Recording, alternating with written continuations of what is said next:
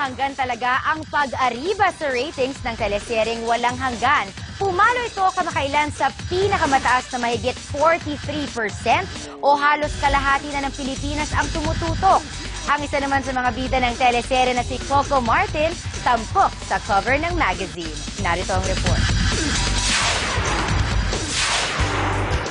Cover boy sa July issue ng Star Studio Magazine ang aktor ng dekada at bida ng top-rating teleseryeng Walang Hanggan na si Coco Martin.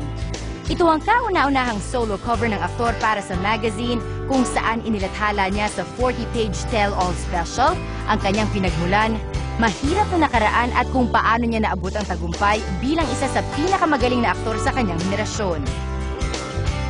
Dito'y kinuwento ni Coco ang pagiging lola's boy, ang karanasan na maghiwalay ang kanyang mga magulang at palaging napapaaway nung siya'y estudyante pa.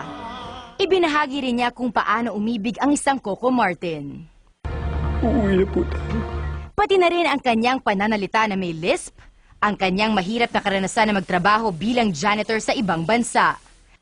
Kung paano siya nadiskubre at ang mga ginawang indie films, kabilang ang Kinatay kung saan nanalong Best Director si Brillante Mendoza sa Cannes Film Festival.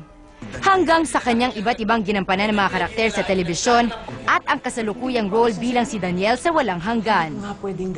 Kahit di ka matay ko. Buong puso rin nagpapasalamat si Coco sa walang sawang pagsubaybay sa serye na consistent na namamayagpag sa ratings.